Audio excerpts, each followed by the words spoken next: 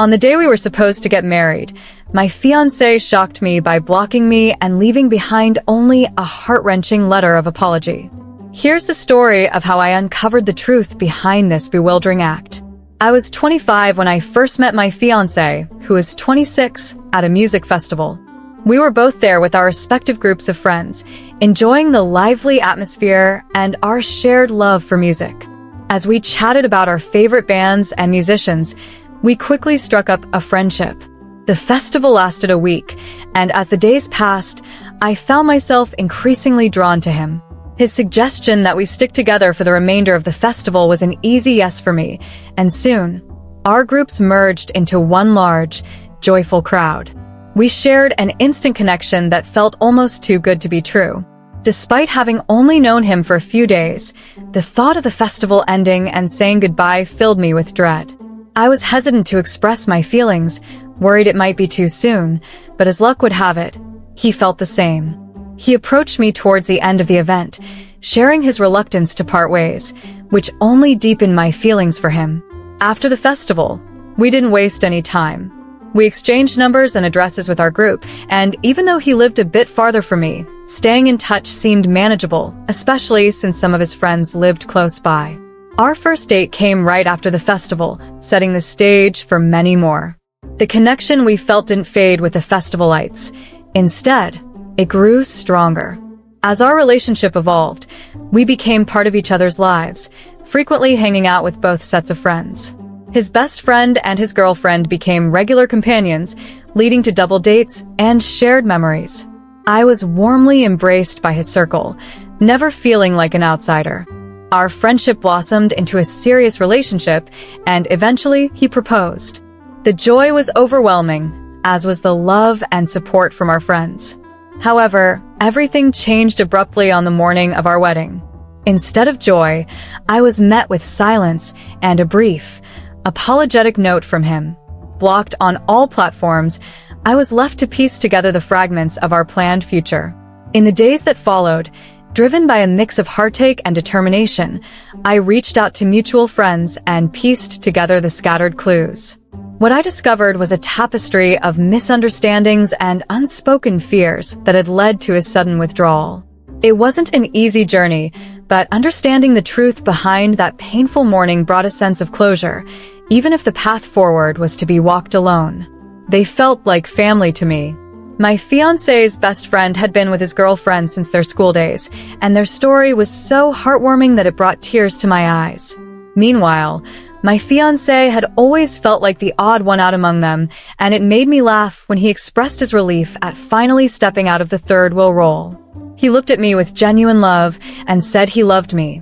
I assured him the feeling was mutual. Right from the start, I knew he was the one I'd spend my life with. Although things progressed quickly between us, I never felt overwhelmed by the pace of our relationship. After dating for just 9 months, we moved in together, an experience I had never had with anyone else. Despite a small voice in my head cautioning me about the rapid developments, I ignored it, excited by our life together. His best friend and his girlfriend were the first guests in our new home, making for a cozy evening. However, I noticed a shift in his girlfriend's demeanor. She was unusually quiet and seemed distant, though I refrained from prying, respecting her space. The evening wrapped up early, and although I later asked my fiancé if he knew anything about her odd behavior, he assured me it was probably nothing serious. Living together turned out to be delightful, dispelling any doubts I had about us moving too fast. The joy of sharing everyday tasks made me feel more connected to him, and it became clear that we were on the right path, even if we had hastened the pace. We continued enjoying double dates at home, and soon, his best friend's girlfriend seemed her usual self again, suggesting they had resolved whatever issue had been bothering her. As time went on, our bond strengthened, and I even invited her to join my friends for a girls' night out. Anticipating a proposal from my fiancé wasn't difficult, as we had discussed it openly and felt ready for the next step. When he finally proposed, I was overwhelmed with emotion but joyously accepted. We shared the news with his best friend and his girlfriend over dinner, celebrating our future together amidst an atmosphere of happiness and mutual support. I initially noticed that she seemed a bit subdued, which led me to wonder if she might have an issue with me. However, I quickly dismissed that thought as self-absorbed. It occurred to me that she might be facing personal challenges that prevented her from fully sharing in our joy. Although she did offer her congratulations, her lack of genuine happiness was apparent. I considered approaching her about it, but as the days passed, the idea slipped from my mind. Amid the excitement of sharing our engagement news with our parents and friends, I became engrossed in responding to their congratulatory messages and calls. The thrill of starting wedding preparations soon took over, and any concerns I had about potential problems faded into the background. I trusted people easily. Perhaps I was naive, or I overlooked signs of trouble brewing under my nose. I felt secure in my life, believing my fiancé would always be there to protect me. Unfortunately, I was mistaken. As our wedding date approached, we saw less of my fiancé's best friend and his girlfriend, who we usually spent a lot of time with. My fiancé mentioned they were experiencing relationship issues and suggested it might be best to give them some space. I was too caught up in wedding planning to question this change. In the days leading up to our wedding, I noticed my fiancé seemed distant, but he dismissed my concerns, assuring me he was fine and that I had nothing to worry about. So, I focused on the final details of our upcoming ceremony. Then, on the morning of our wedding, as I was preparing in the bridal suite, I realized I hadn't heard from him. I sent a text but received no reply. Although puzzled, I didn't panic. However, as time passed and the ceremony drew closer without any word from him, anxiety set in. I tried calling him, only to find his phone turned off, which was highly unusual. I confirmed my phone was working when a quick text to a friend went through immediately. Despite the unsettling situation, I tried not to jump to conclusions. My alarm grew when his best friend appeared at my door, visibly upset. After inviting him in, his silence was unnerving. I pressed him for answers. Finally, he broke the news that my fiancé had left. I laughed in disbelief, thinking it absurd to suggest that my fiancé would disappear on our wedding day. But the gravity of the situation sank in when he handed me an envelope. With trembling hands, I opened it and found a letter addressed to both me and his best friend. We read it together. The letter began with an apology, but the words felt hollow. He confessed to having fallen in love with his best friend's girlfriend, revealing that she reciprocated his feelings. They had decided to run away together. This revelation turned my world upside down, just as I was about to walk down the aisle. He revealed in his letter that they had secretly been seeing each other and even made a pact to end their relationships to explore what could be between them. He admitted that he couldn't marry me because he was in love with someone else and couldn't bear to commit to me while his heart belonged to another. By the time I read this, tears were pouring down my cheeks. His best friend was right beside me, offering his shoulder for me to cry on. He gently suggested I turn the page. There, on the back, was the pact, complete with their signatures. I was astonished they had put such promises in writing, claiming they couldn't live without each other, and it wouldn't be fair to continue with their current partners. The most shocking part was the final line where he suggested his best friend and I should get together and perhaps marry, so my wedding plans wouldn't go to waste. He insisted it would help us both heal from our breakups. The audacity of his suggestion left me reeling with a mix of heartbreak and fury. On our intended wedding day, he had the nerve to orchestrate our futures, assuming his best friend, and I would pair up out of convenience. I tried calling him, but learned he had blocked both of us. The betrayal was immense, leaving me to wonder how I missed the signs and whether I should have done things differently. 4 months after the wedding disaster, I withdrew from the world, feeling foolish and shattered. My friends gave me space, and I spent nights crying myself to sleep, desperate for closure and haunted by unanswered questions. His absence felt like a cowardly escape from facing the consequences of his actions. I spiraled into isolation, dodging calls from loved ones and struggling to focus at work. My life felt like it was unraveling. Then, unexpectedly, one day I returned from work to find my ex-fiance's best friend waiting on my porch. It had been a while since we last spoke, and I wasn't sure how to react. We had been close friends, But everything felt different now after the chaos of the canceled wedding. When he requested to come inside, I welcomed him, though I wasn't compelled to speak. He just sat there, enjoying a cup of coffee with me in peaceful silence. He avoided addressing the obvious issues between us, instead expressing his concern about my growing isolation. He suggested that it wasn't healthy and proposed we resume our old tradition of dinner parties or game nights, just the two of us this time.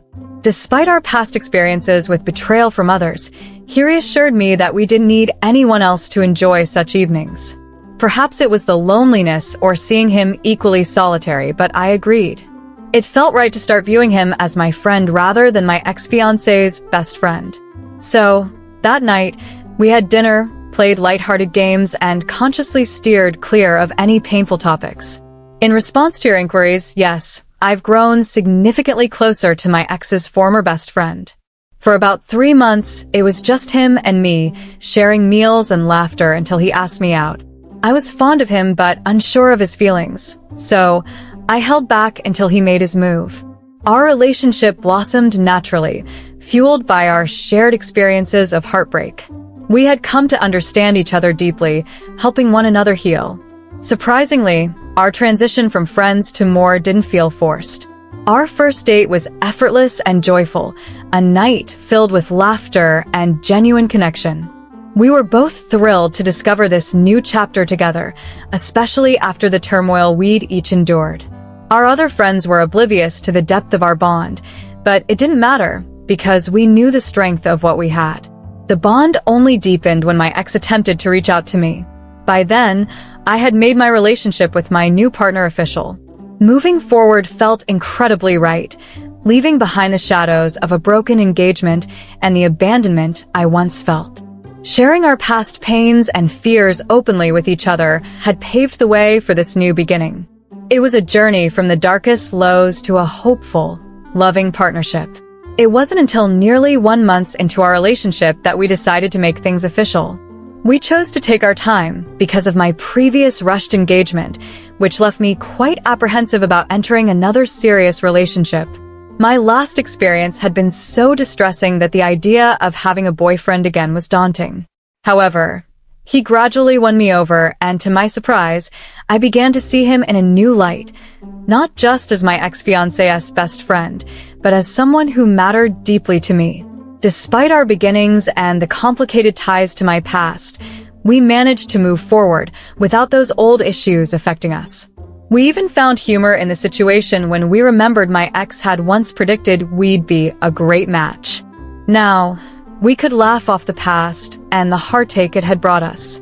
Our healing was mutual, helped along by both our efforts to leave behind the scars left by our previous relationships. Our friends and family shared our happiness, which felt like a triumph after everything we'd been through. However, this new beginning was abruptly disrupted when I received an unexpected call from my ex-fiancé. I had erased his number after our breakup, so hearing his voice again was a complete shock. He talked about missing me and expressed regret for his actions, but I couldn't respond. Overwhelmed, I ended the call swiftly, unable to engage in conversation. After regaining my composure, I discussed everything with my boyfriend, who revealed he had also received a call from my ex, but had hung up without speaking. We were puzzled and unnerved by this intrusion into our peaceful life. Why was he reaching out after all this time? It caused us a great deal of stress and confusion. In the weeks that followed, while we initially dwelt on his motives, his absence and the cessation of further calls led us to believe he had taken the hint. But just when we thought we were clear, he appeared at my doorstep unannounced. His presence was a jarring reminder of the past. As he stood there, his expression shifting from hopeful to confused to pained, it was clear he hadn't expected this strong new bond between my boyfriend and me. The situation grew even more awkward when my boyfriend came to check on me, heightening the emotional tension of the encounter. This unexpected visit forced us to confront feelings we thought we had moved past, and it underscored the importance of setting boundaries to protect the happy life we had built together. When my ex knocked on the door, asking to come in, my boyfriend firmly declined.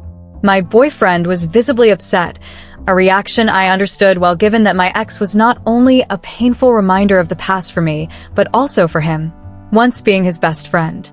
To prevent any escalation, I took a moment to help calm my boyfriend down. I prioritized his feelings as they mattered most to me in that situation. We paused to collect ourselves before continuing our discussion. Meanwhile, my ex lingered outside, hopeful for an entry that wouldn't come. I made it clear to him that we wanted nothing more to do with him, and that he should leave. He apologized, claiming his return was meant to be a favor to us, but the reality was that his actions had left us both heartbroken in the past. Now he expected forgiveness just because he showed up uninvited. As he stood at our doorstep, he revealed that his recent relationship had failed, and he expressed regret over leaving us and losing his friends. I reminded him firmly that I was no longer his friend. My discomfort grew, prompting my boyfriend to intervene.